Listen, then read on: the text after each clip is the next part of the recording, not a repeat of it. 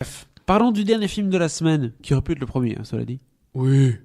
Leto, un film de Cannes, un film russe à la base, qui parle en fait, qui se passe dans les années 80, donc en plein pendant encore le bloc soviétique, c'est pas fini à ce moment-là, à Leningrad, où en fait il y a un resell de disques, entre autres, qui se passe parce qu'il y a des CD qui ne sont pas spécialement admis, des CD de rock ou David Bowie, entre autres, Lou Reed, etc.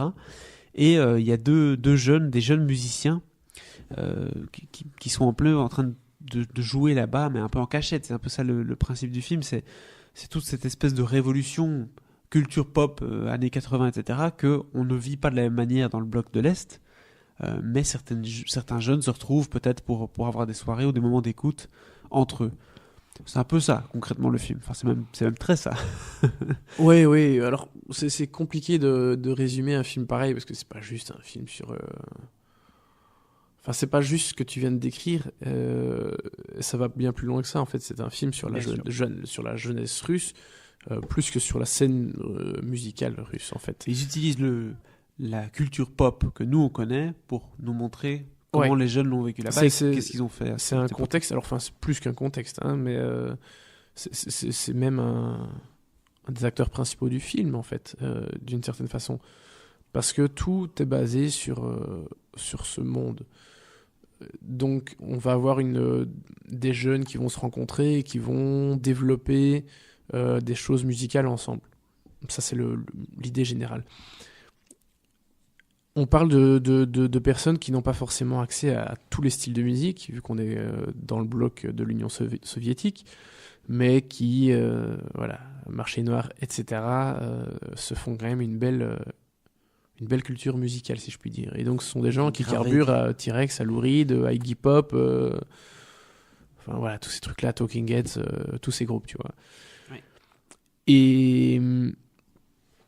Et donc voilà, on va avoir des personnages qui vont évoluer dans cet environnement, et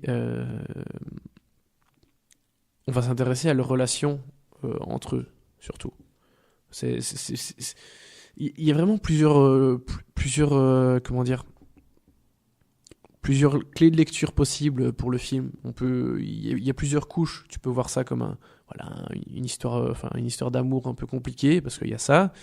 Mais tu peux voir ça comme étant un film sociétal sur la jeunesse russe à cette époque. Et avec ce contexte musical underground, etc. Donc il y a vraiment plein de choses possibles. Tu peux trouver ton compte selon différents niveaux, en fait, si on veut. C'est un film qui a été filmé en noir et blanc et qui a des petits moments de folie comme ça, parce qu'il y a des petits moments comédie musicale d'une certaine façon. D'accord, carrément. Où il te chante du Talking Heads dans un bus, c'est vraiment en mode comédie musicale. Mais moi qui suis vraiment pas très fan de ce genre de procédé, des comédies musicales en général, j'ai trouvé ça assez génial dans ce film, parce que c'est une espèce de bouffée d'air frais dans autre chose, tu vois, c'est un côté très décalé, très... Ça peut pas rester que dans le truc un peu, tu vois, dramatique, les jeunes en Russie. Oui. C'est ça. Voilà. Il y a ce côté un peu joyeux, décalé, qui fonctionne super bien et qui est très cool à regarder, parce que visuellement, alors, j'oserais plus l'affirmer à 100%, mais il me semble qu'à ces moments-là, il y a un peu de couleur, il y a des choses graphiques un peu différentes. Je dis si je me souviens bien, parce que je l'ai pas revu depuis Cannes, et c'était au mois de mai dernier, donc on est au mois de mars. Ça date. Ça en fait 10 mois. Mais j'irai le revoir avec grand plaisir, par contre. Et donc voilà, c'est un film qui a du coup fait assez forte impression à Cannes, parce que truc très très particulier dans son approche, dans son histoire, de par sa forme. Et du coup, ça a beaucoup plu quand même à la critique à ce moment-là. Ça a beaucoup plu au public, je pense. Je sais pas du tout les scores qu'il a fait dans les pays dans lesquels il est déjà sorti, parce qu'il sort chez nous maintenant au mois de mars. Non, au début avril, je pense. Pardon. Tu parles des scores box-office mais je veux dire, je sais pas les scores qu'il a fait. Là, on est... Oui, au box-office. Mais on est des mois et des mois après, ici, donc je sais pas ce qu'il va faire, mais je pense que si le public belge attend un petit peu quelque chose de différent, c'est l'occasion, parce que c'est bien foutu, et c'est bien d'encourager un peu le cinéma russe. On n'a pas beaucoup de films russes qui sortent chez nous.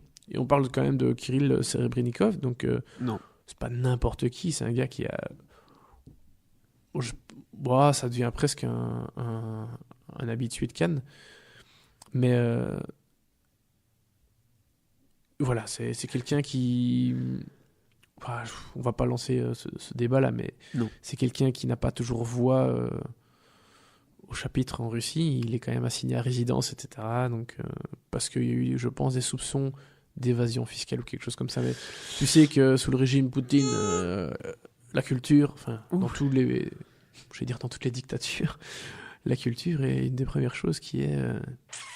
Un peu maîtrisé. Ouais, voilà. comme ça, gentiment. C'est par là qu'on commence. Hein. Donc, Avec alors, la je ne presse, dis pas bien que la sûr. Russie est une dictature. Bref, on va pas se lancer dans ce débat-là. Mais voilà, c'est pas bien de pas Un peu de quand pas même. plaire de pas plaire au pouvoir, si je puis dire. C'est ça, Hein. c'est ça. Non, Oui, j'exagère. Non, la Russie n'est pas une dictature, mais voilà. en tout cas, une belle proposition, et c'est un peu, sans doute, la proposition la plus arty, la plus canoise, ça c'est sûr, de la semaine. Certainement. C'est clairement un film qui est particulier, comme tu le disais, qui va plaire aux amateurs du genre. Du coup, tu lui donnes quoi à Leto? 3 étoiles également? Bah oui. Voilà, la semaine passée c'était 2 étoiles. Maintenant, cette Cette semaine-ci semaine, c'est c'est la semaine 3. des 3, bah oui.